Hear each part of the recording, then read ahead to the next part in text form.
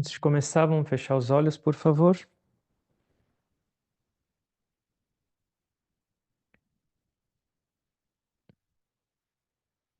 Agradecendo a Deus, agradecendo aos mestres por mais esse encontro sagrado, por mais essa oportunidade que a gente tem de compreender a vida, o propósito dela, o objetivo dela. Que a gente possa realmente ter consciência de como usar cada respiração e tornar essa vida útil, produtiva, amorosa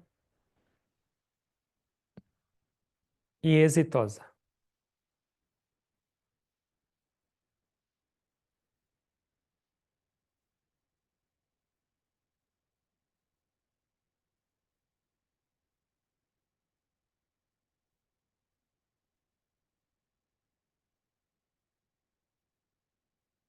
Om Sahana Vavatu Sahanau Bhunaktu Sahaviryam Karavavahai Tejasvinavaditamastu Ma Vidvishavahai.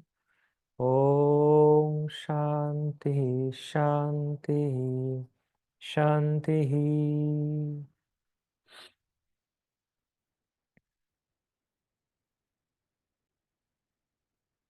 Boa noite a todos.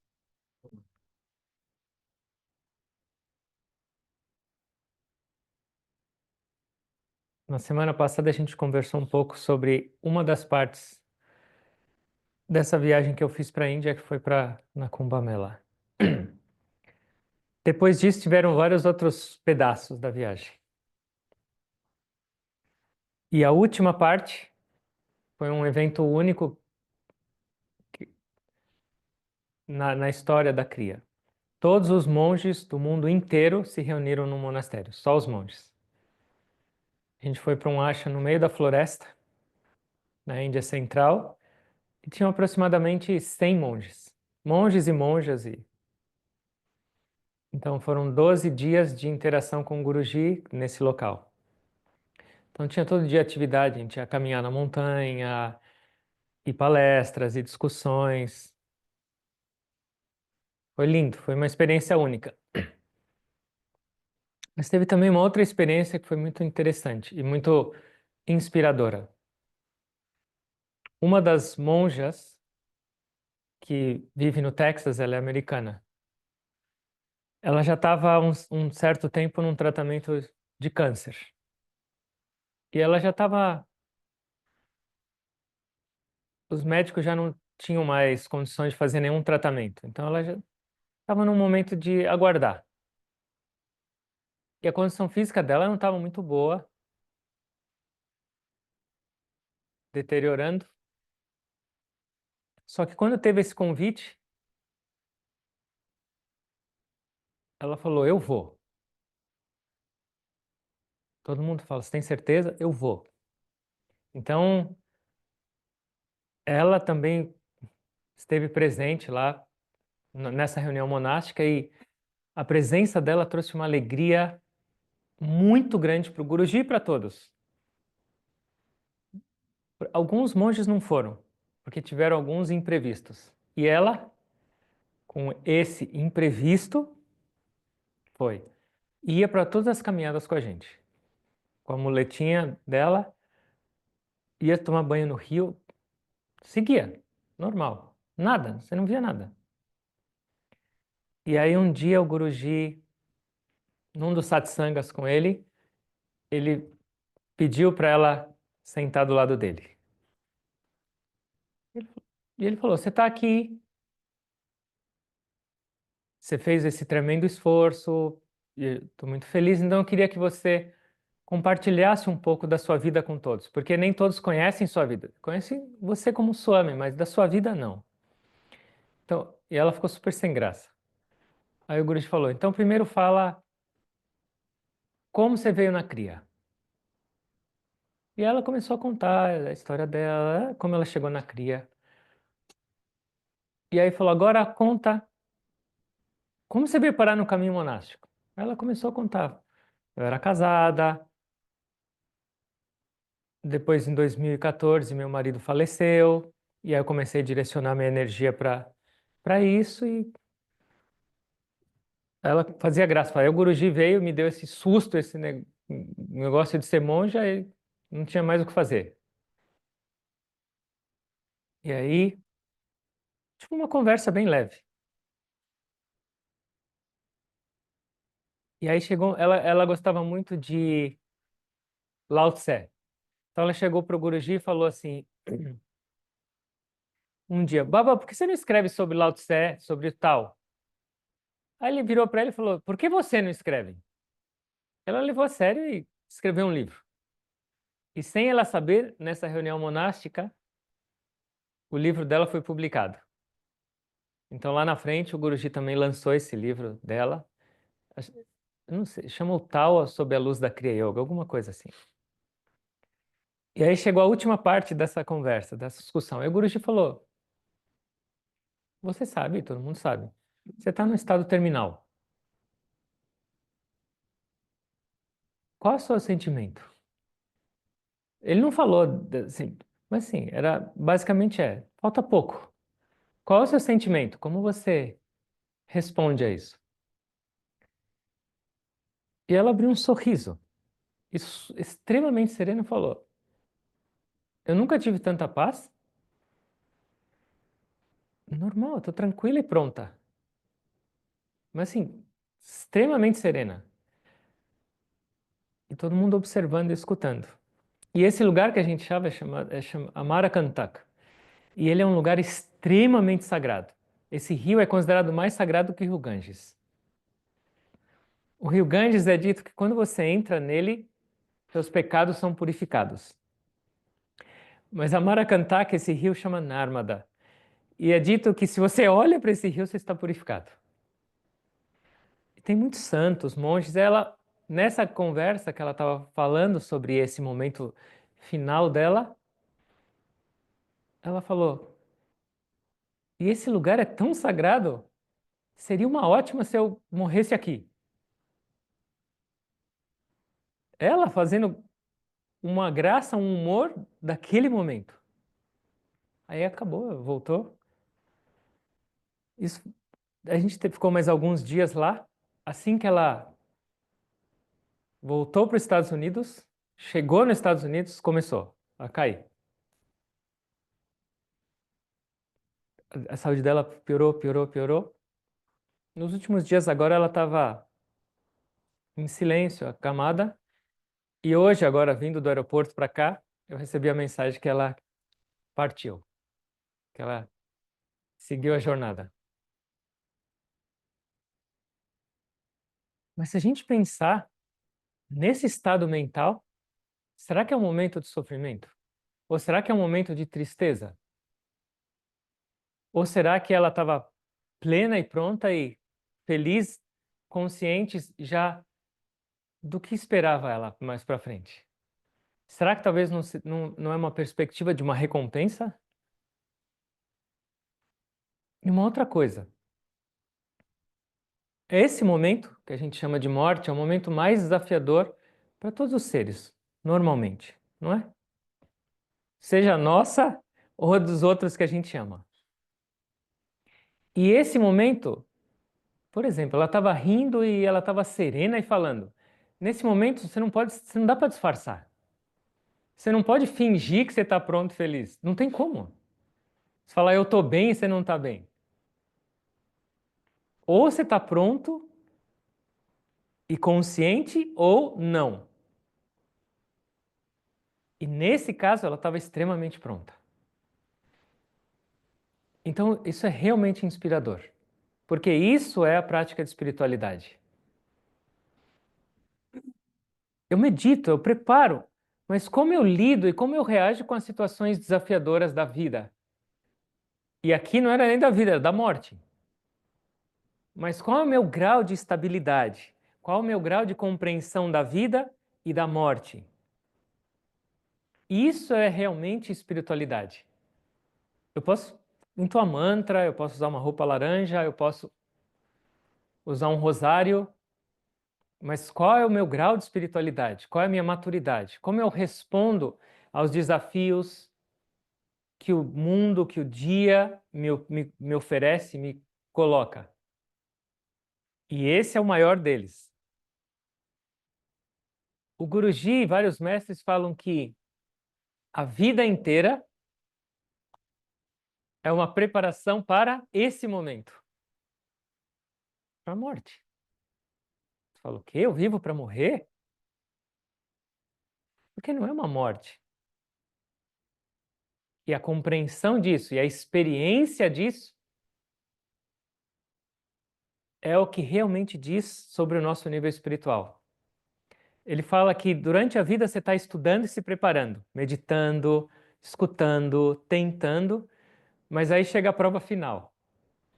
E na prova final, o resultado dela vai dizer se você passou de ano ou não. E passar de ano nessa prova final significa o quê? Liberação, aposentadoria eterna. E reprovado ou pegar algumas DPs, que significa volta. Será que a gente está estudando ou não? Ela estudou bem. E hoje o Guruji escreveu uma mensagem bem pequenininha assim. Tem uma foto dela, porque nesse ashram, perto dele, a gente foi fazer um encontro num lago gigantesco, era um lago azul na floresta.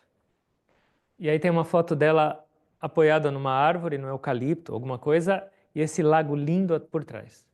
E aí tem uma mensagem do Guruji bem curta, porque ele já tinha escrito antes sobre ela, para a gente se preparar e orar por ela.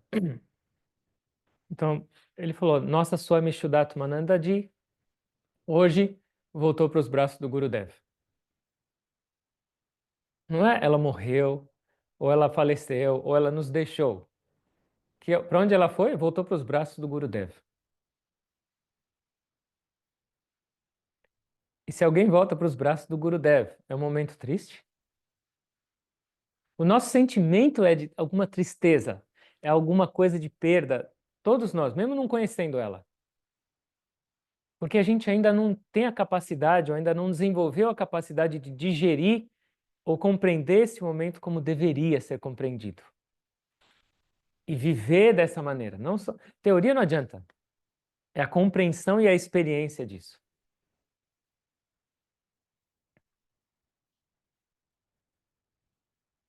E aí, enquanto eu vim de trem do aeroporto para cá.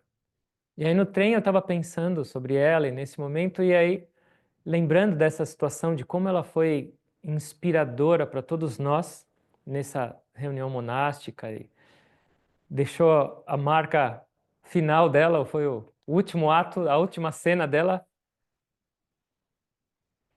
E aí eu estava pensando dela ir para os braços do Gurudev, e aí eu estava lembrando de uns versos da Gita.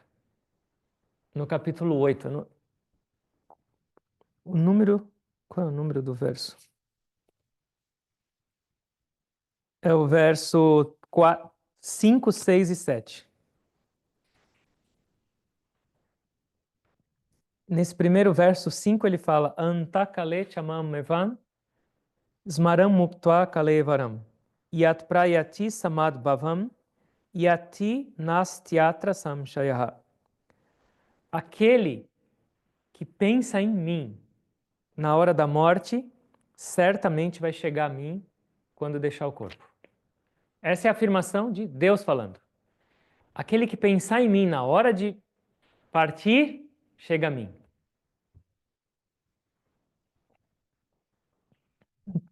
Então, por isso que... E isso é a conexão de que o Guruji está falando. A vida inteira é uma preparação para a morte. Você fala, nossa, mas talvez não seja a melhor perspectiva da vida. Eu nasci para morrer ou eu estou vivendo para morrer? Mas será que não é a realidade? Então, aquele que pensa em mim nessa hora, liberado. Game over. E aí as pessoas podem falar, então, por que eu vou ficar meditando minha vida inteira se é só no último pensamento que vai decidir para onde o que vai acontecer comigo?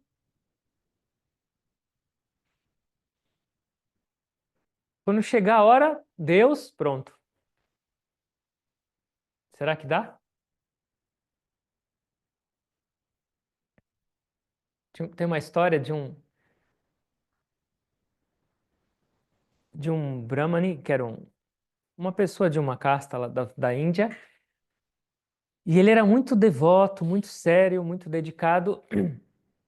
E aí, um dia ele estava andando pela floresta, e quando ele estava andando pela floresta, ele viu uma prostituta se relacionando com uma pessoa. E olhar para aquilo trouxe para ele tanto desejo, tanta perturbação, desequilíbrio, que ele perdeu completamente o rumo da vida dele. Aquele negócio ficou fissurado na cabeça dele e ele convenceu essa prostituta a morar com ele. E aí ele descambou completamente. Ele já não seguia mais o caminho dele, não tinha mais espírito, nada. Ele odiava monge, ele tinha agora era completamente oposto à vida dele. E ela engravidou. E naquela época tinham vários monges errantes. Aí chegaram dois monges, ele tinha saído. E eles foram pedir esmola para essa mãe. E ela falou assim: é melhor vocês saírem, porque o meu marido odeia monge. Se ele voltar e ver vocês aqui, vai acontecer uma desgraça. Ele falou: não importa, a gente está cansado, com sede, você não pode oferecer um pouco de água e comida. E aí ela deu água, comida, serviu, e quando eles estavam saindo, chegou o marido. O que vocês estão fazendo aqui? A gente estava cansado e veio aqui na casa. Podem sair da minha casa. E eles falaram: a gente vai sair, mas agora você tem que dar o nosso dakshina. Porque quando iam monges visitar a casa, isso era considerado a coisa mais auspiciosa. Então é uma tradição que as pessoas, além de oferecer comida e tudo, elas oferecem dinheiro para eles conseguirem algum alimento depois mais para frente.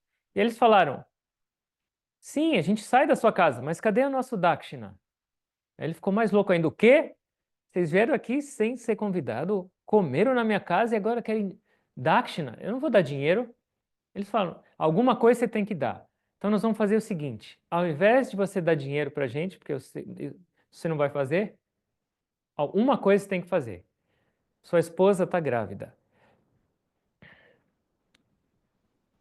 O filho que nascer dela, o nome dele coloca como Narayana. E aí ele estava pensando: me livrei de dar dinheiro, não custa nada eu colocar o nome dele de Narayana. Ele falou: tá bom, agora pode ir embora. Eles foram tranquilos, aí nasceu o filho, ele colocou o nome de Narayana. Narayana é um dos nomes de Deus na Índia.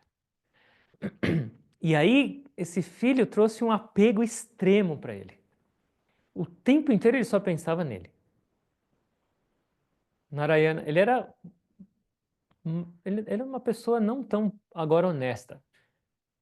Não fazia atos muito positivos, mas o filho dele mudava ele completamente. Ele só ficava Narayana, Narayana, Narayana. E aí essa pessoa chegou na hora de morrer, o marido. E onde estava a cabeça dele? Narayana. Na hora de morrer, ele estava falando Narayana, Narayana, onde ele está? E morreu pensando em Narayana. Ele estava pensando no filho dele, mas Narayana é quem é? Deus. Para onde ele foi? Liberação. Isso está no, acho que Bhagavatam. É uma escritura linda. O último pensamento é o que vai definir a sua união ou o seu caminho. Ele foi uma exceção, Narayana. O nome dele era Ajamila. Mas é possível uma pessoa que nunca pensou em Deus lembrar de Deus nesse momento? É ou não?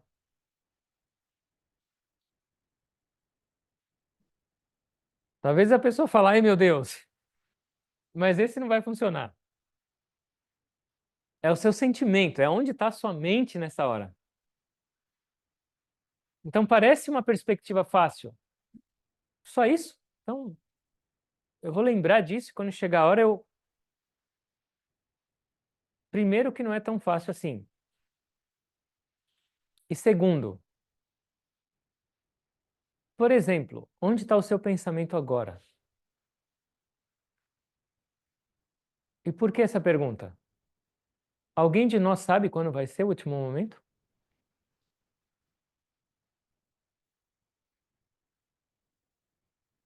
Então, o que isso quer dizer?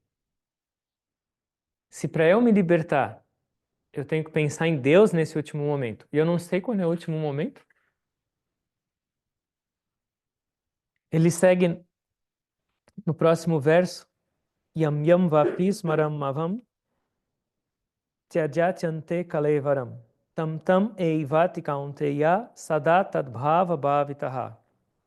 Ó Arjuna, aquele que deixa o corpo no momento final, pensando em qualquer situação ou qualquer estado de ser, ele vai chegar ou alcançar esse estado, porque ele vai estar absorto nesse pensamento.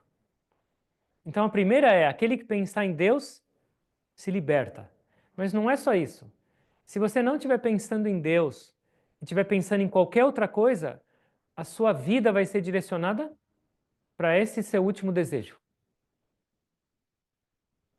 Porque a pessoa vai estar imersa nesse pensamento. E como eu vou saber qual é o meu último pensamento? Alguma ideia ou não?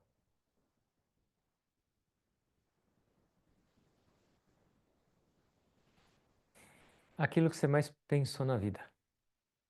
Aquilo que você mais treinou. Você desenvolveu um hábito ou um caminho, um padrão de pensar. Por que uma pessoa é raivosa? Porque ela treinou ser raivosa. Por que uma pessoa tem medo? Porque ela treinou ter medo. Por que uma pessoa pensa em Deus? Porque ela treinou pensar em Deus. Por que uma pessoa pensa em dinheiro? Porque ela se acostumou a pensar em dinheiro. Então, dependendo do seu último pensamento, você vai ser direcionado para o próximo passo, para a sua próxima existência, para o seu próximo momento. E a única possibilidade de você não ter o próximo momento, de você se libertar completamente, voltar para a sua verdadeira natureza é pensamento em Deus. Então, isso significa, porque a morte, segundo o Guruji, como a gente estava falando, a vida é uma preparação para a morte. Porque a maneira como você está vivendo agora, com seus pensamentos, suas atitudes, suas emoções, o direcionamento da sua vida, é o seu reflexo, é o reflexo da sua transição. E como a gente não sabe quando vai ser, qual deveria ser a minha atitude ao viver? Primeiro a gente tem que pensar para o que eu quero da minha vida. Como eu gostaria que fosse a minha vida, ou a extensão da minha vida, ou o próximo passo, ou a próxima vida. Então, o Gurudev falava, não precisa se preocupar com o futuro, porque exatamente agora, o seu momento presente é o seu futuro. Esse momento agora é o seu futuro. Não precisa ficar criando esperanças e expectativas ou ideais para o amanhã. Porque você tem o agora, e esse agora é exatamente o reflexo ou a demonstração de como vai ser o seu futuro. Não vai ser diferente. Se você é bom agora, o seu futuro vai ser bom. Se você é ruim agora, seu futuro não vai ser bom. Então, onde está o meu pensamento? Onde estão meus desejos? Onde está a minha atitude? Quais são minhas emoções?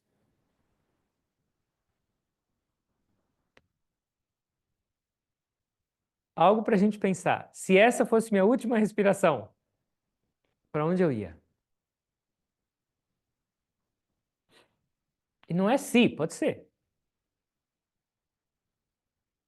Normalmente o ser humano não gosta de pensar sobre isso. Talvez uma reflexão não tão agradável.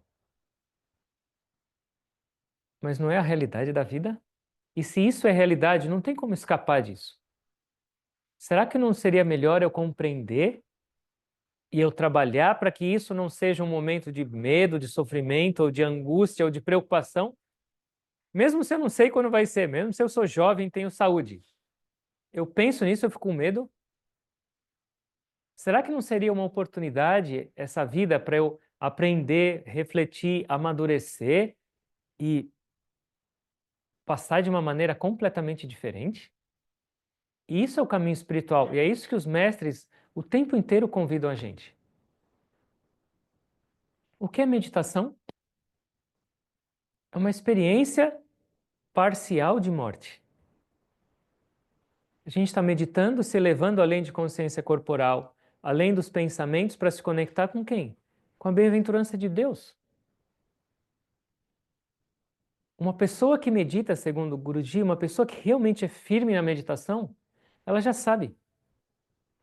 E por que a pessoa não consegue pensar em Deus se ela não pensou em Deus na vida inteira? Porque uma pessoa dessa que não tem essa preparação, o Guruji fala que quando chega nessa hora, ela vai lembrar da vida inteira dela, especialmente do que ela fez de errado. E ela vai ficar apavorada. Eu fiz isso, eu fiz aquilo, o que vai acontecer agora? Não é para a gente ter medo, nem, mas é para a gente refletir. A gente tem a oportunidade de entender essa vida e de viver como deveria.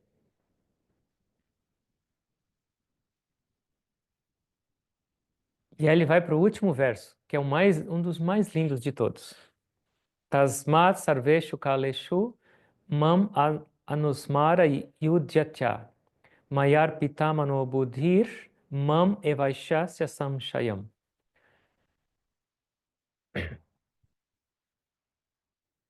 Pense em mim o tempo inteiro. Tatsma sarveshu kaleshu. Pense em mim o tempo inteiro. Mam anusmara yudhyatya. E lute.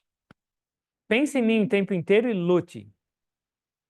Quando a sua mente e seu intelecto estiverem direcionados e voltados para mim, não tem dúvida nenhuma, você vai vir para mim. O que significa pensa em mim o tempo inteiro e lute? Eu vou pensar em Deus e vou brigar com meu marido. Não. O que significa lutar nessa perspectiva? Viver. O lutar é se viver. É o trabalhar, é fazer tudo o que você tem que fazer. Essa é a nossa. O mundo é um campo de batalha. E nós somos os guerreiros. E a gente não está lutando contra nenhuma pessoa. A gente está lutando contra nossas negatividades, nossas fraquezas. Esse é o campo de batalha. E o mundo é esse campo de batalha. Então, todos os dias, quando eu acordo, até eu ir dormir, eu estou nesse campo de batalha. Eu sou um guerreiro e um guerreiro tem que lutar. Mas aqui ele está ensinando como você deve lutar. Tasma sarveshu kaleshu mam anusmara yudhyatya. Lute pensando em mim o tempo inteiro. Eu vou acordar e vou oferecer meu dia para Deus. Eu vou ver minha família, eu vou lembrar de Deus na presença nessas formas. Eu vou ganhar dinheiro e trabalhar, eu vou oferecer meu trabalho e minha capacidade.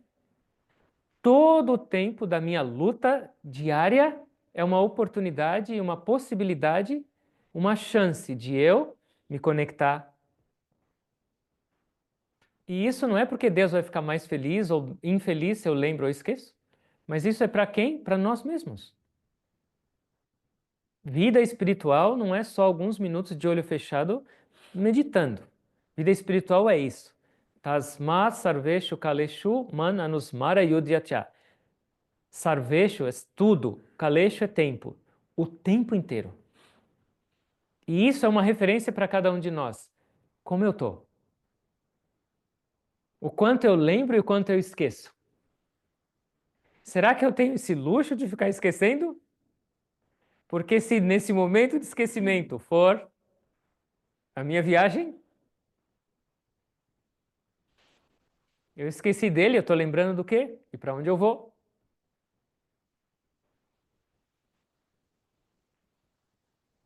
Essa mesma história que eu falei, e é no mesmo Bhagavatam. Ele estava lembrando do filho Narayana e pensando em Deus foi. Tinha um outro rei que morava na Índia, ele abandonou o palácio e foi morar na floresta. E vivendo como um asceta, meditando e dedicando a vida para Deus. E aí, enquanto ele meditava, veio um alce, uma fêmea, e estava prenha. E ela estava sendo caçada por um tigre. E ela correndo, ela foi pular o rio, mas porque ela estava pesada e com essa correria, ela caiu na água e ela não aguentou, ela morreu. E por esse estresse todo, o bebê, viadinho, nasceu. E aí esse rei, agora que era um monge meditando, ouviu esse barulho todo e foi olhar. E viu esse bebezinho, filhotinho, dentro da água. E aí ele foi lá, salvou. Falou, o que que eu vou fazer? Se eu deixar ele aqui, ele vai virar jantar hoje. E ele começou a cuidar dele. Ai, que bonitinho. Aí ele vinha, brincava com ele dava mato, comida. Aí ele ia meditar, onde estava a cabeça dele? No viadinho. E aí é a mesma coisa. Chegou na hora de ele partir, ele abandonou o reino dele, abandonou a rainha, abandonou tudo para dedicar a vida para Deus. E aí, depois que ele encontrou esse animalzinho, quando ele fechava o olho, onde estava a cabeça dele? E na hora de morrer, onde ele está? Quem vai cuidar dele agora? Será que ele vai ficar bem? O que aconteceu na outra existência dele? Ele virou um veadinho, um alce. Só que consciente de como foi a outra vida. E aí ele ficava seguindo os santos. A história é longa. Ele tinha consciência das outras também. Ele chamava Bharata. Lembra um pouco, esqueça um pouco. Qual a certeza ou que controle tenho eu que eu vou deixar esse mundo na hora que eu lembro esse pouquinho? Nenhum controle. Então, a gente tem a possibilidade de fazer agora, de mudar agora, direcionar cada vez mais a nossa mente para a nossa meta verdadeira, que é Deus. Deus não no aspecto de religioso ou, mas Deus como esse amor incondicional. Deus como essa felicidade absoluta que cada um de nós busca. Eu esqueço Deus durante meu dia porque eu esqueço que Ele é a fonte de amor e felicidade e eu busco essa fonte em outra parte.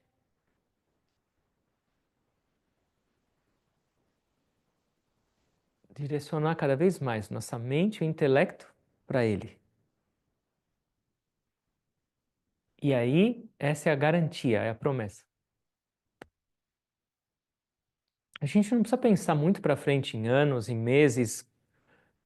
Agora, em cada momento, qual é a minha conexão? Qual é a minha lembrança? Qual é a minha devoção? E isso vai dizer o nosso futuro. A gente falou que meditação é uma pequena experiência de morte. Tem uma outra experiência de morte. Alguém sabe qual é ou não? No nosso dia a dia. Sono também é. Por quê? Você não está mais consciente do seu corpo nem nada. Mas é temporário, aí você volta. Na meditação, a experiência é de bem-aventurança. No sono profundo, a experiência é de bem-aventurança. E se esses dois são um protótipo ou uma pequeno aperitivo da morte, como esse momento chamado morte deveria ser? Bem-aventurança. E por que esses dois momentos de morte temporária são de bem-aventurança? Porque nesses dois momentos eu não estou conectado com a minha mente. Nesses dois momentos eu estou desconectado da minha mente. Num eu me elevei e me conectei. E no outro eu me desconectei da mente e dos sentidos. Mas o resultado dos dois é bem-aventurança por causa disso. Então, se eu praticar e se eu crescer nisso, dessa capacidade de abstrair ou de me conectar onde eu deveria me conectar, e não me identificar tanto com essa presença física ou mental, ele só vai existir, não tem problema. Mas qual é a sua identificação? Qual é a sua identidade? Você é esse corpo? Você é essa mente? A gente está buscando essa conexão, porque quanto mais identificados com a nossa verdadeira identidade, mais a bem-aventurança vai fluir.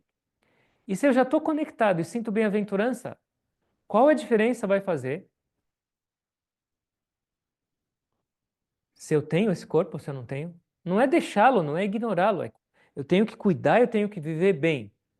Eu tenho que fazer tudo o que eu tenho que fazer. Mas imagina fazer tudo o que você tem que fazer já estabelecido onde você deveria estar. Onde ficariam suas preocupações? Onde estariam seus apegos, sofrimento e medo? O Guruji também fala nesse livro que ele escreveu, Libertando-se do Medo. Todo o medo deriva de um medo. Alguém sabe qual é ou não? Hum? O medo de morrer. Então, se todos os medos derivam desse medo, se pelo meu crescimento espiritual, pela minha maneira de compreender o mundo, a vida, eu perder esse medo, o que vai acontecer com todos os outros? Não existem. Dissolve. E esse é o princípio e o propósito da gente meditar e crescer. E não é interessante que a nossa mente chega para a gente e fala: hoje eu estou com preguiça, não quero meditar? Senhora mente, você já pensou para parar, parou para pensar que se nesse momento de preguiça e de inércia você for o seu último momento, para onde você vai? Como vai ser sua próxima existência? Hoje eu não tive tempo para meditar. A importância da gente se conectar espiritualmente, a importância para tudo, para a vida e para a morte. Essa é a oportunidade que a gente tem. Eliminar todos esses pensamentos nocivos e inúteis, todos esses sentimentos que não levam a gente para lugar nenhum e só tornam a nossa vida mais pesada e mais tensa e mais sofrida, para aprender a celebrar a vida agora nessa respiração e aprender a celebrar até a última respiração e aprender a celebrar até depois da última respiração.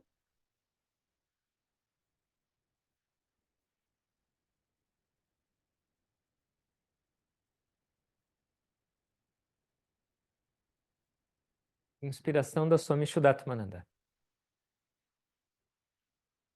De lembrar aquela serenidade, aquele sorriso dela falando sobre a morte. Não a morte de alguém ou não um conceito teórico como eu estou falando agora, mas alguém que estava lá nos últimos momentos. E com essa serenidade, com essa tranquilidade, e por que não nós? Todos? Por que não trazer essa compreensão e essa experiência e realmente viver celebrando?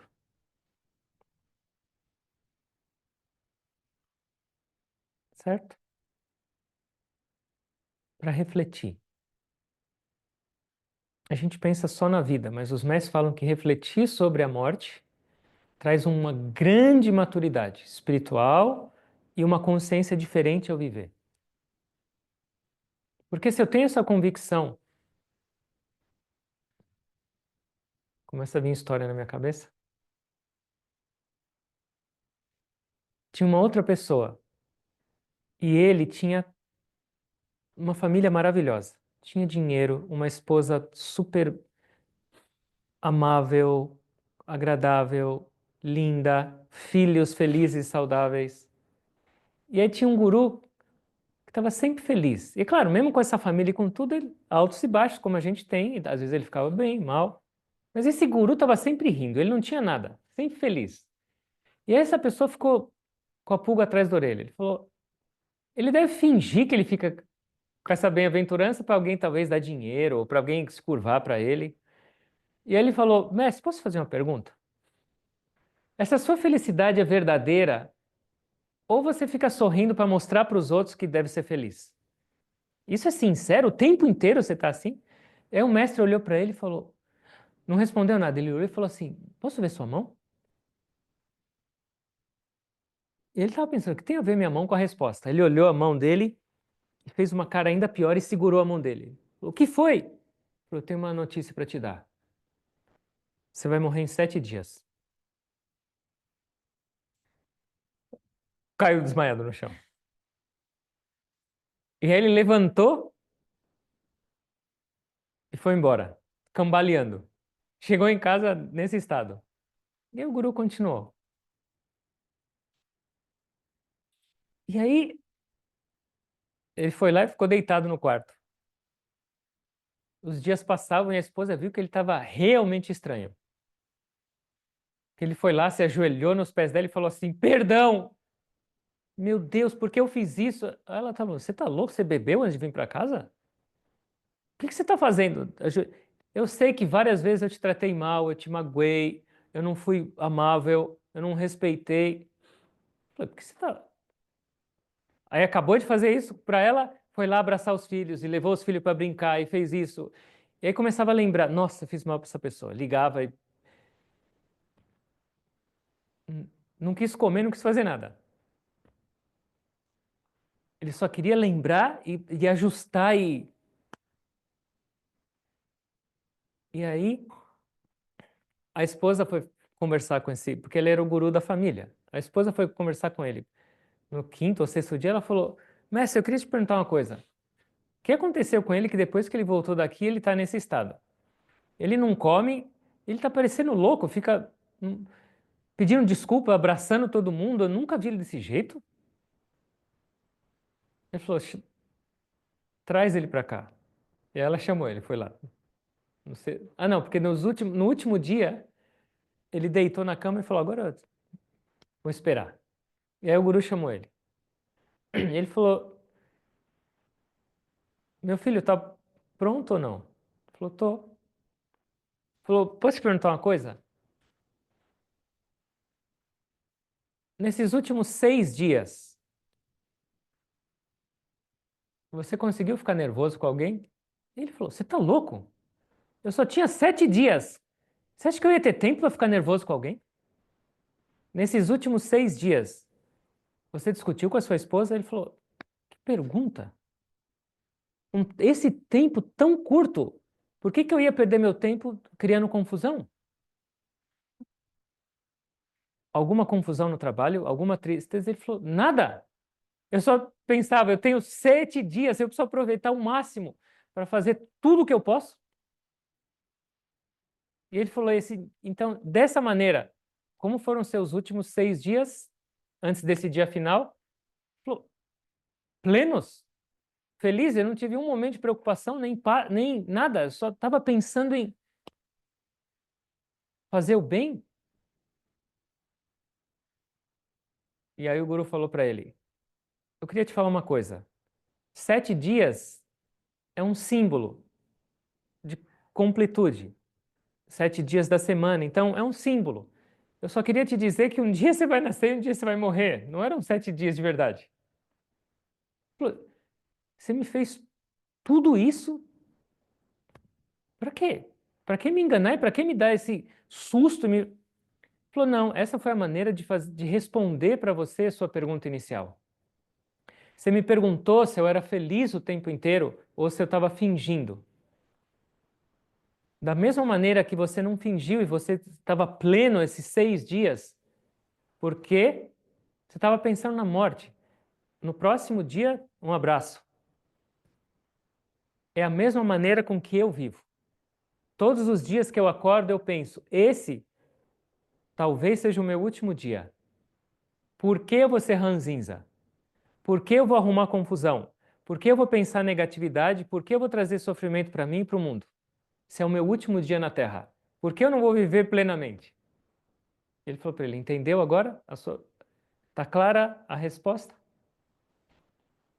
Então, isso é uma prática espiritual também. Refletir e entender. E trazer essa consciência. E nessa perspectiva, lembra, procrastinação é o maior crime que um ser humano pode ter. Cometer com ele mesmo e cometer com a própria divindade ou com a missão dele. Amanhã eu faço, amanhã eu medito, amanhã eu perdoo, amanhã eu vou sorrir, amanhã eu vou fazer dieta. Que amanhã? Hum? Não existe. É lindo, esse tema é lindo. Não é agradável, talvez. Mas ele é lindo de se pensar, de refletir, de gerir. E viver de uma maneira diferente.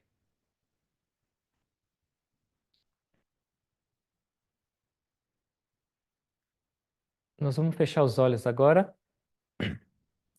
e nós vamos entoar Mahamrutyunjaya Mantra, oferecer nossa gratidão para Swami Shuddhatamananda, mesmo aqueles que não a conheceram. Ela hoje esteve presente aqui entre nós com essa inspiração, com esse ensinamento de como a gente deveria viver e como a gente deveria partir, celebrando, conectado com Deus e voltando para os braços de Gurudev ou do Divino. A gente entoa e depois a gente fica um minuto em silêncio, oferecendo nossa energia, nossa gratidão para esse ser que segue a jornada dela.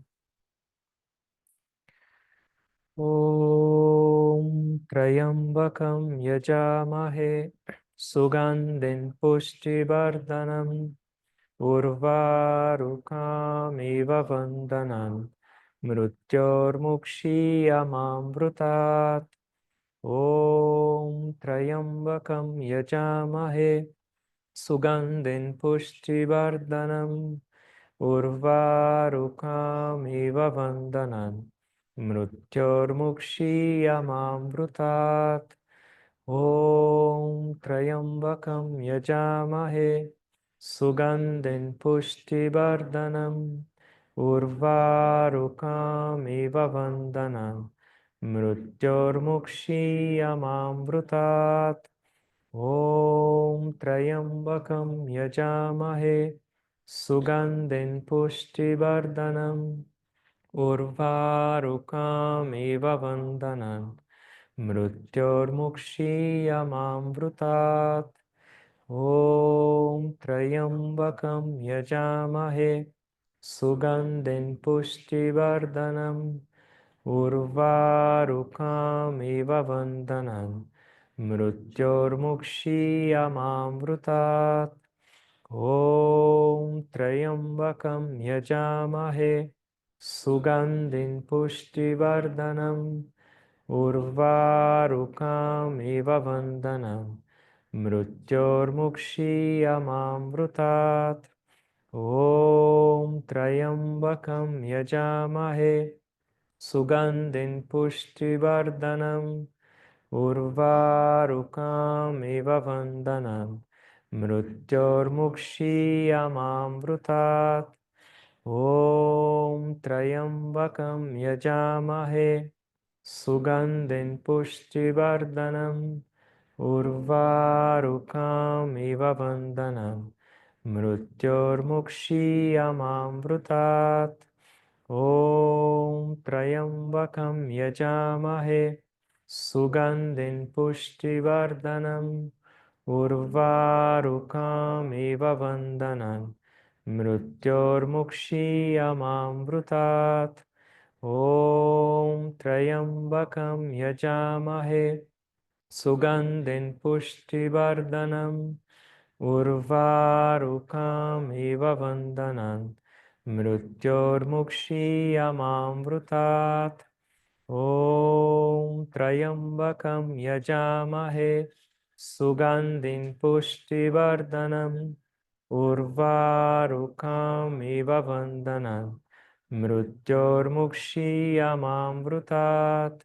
Om Trayambakam Yajamahe Sugandhin Pushtivardhanam Urvarukamiva Vandanam Mrutyurmukshiyamamrutat Om Shanti Shanti Shanti. Um minuto em silêncio.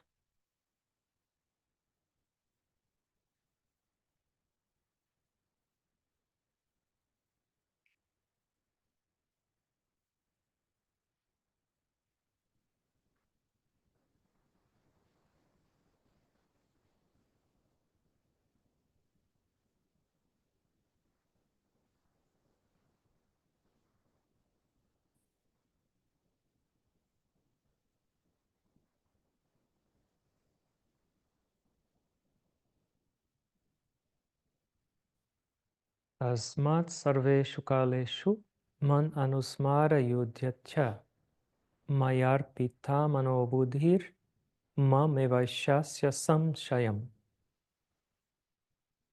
Lembrem-se de mim o tempo inteiro e lutem. Direciona sua mente, seu intelecto para minha presença em todos os momentos. E dessa maneira você virá a mim. Não há dúvida disso. Orando a Deus e aos gurus, para que abençoem nossas vidas e tragam mais determinação, mais clareza para compreendermos essa realidade da nossa existência. E que através do nosso esforço, da nossa sinceridade, a gente possa estabelecer por definitivo essa conexão com o divino e viver nesse estado de bem-aventurança e partir nesse estado de bem-aventurança. Só depende de nós.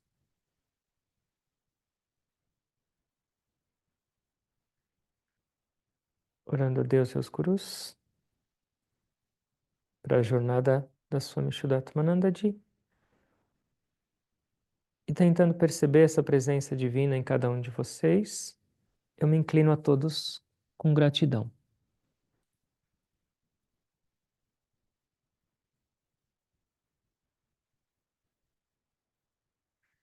Om. Amém. Jai Guru. Obrigado a todos.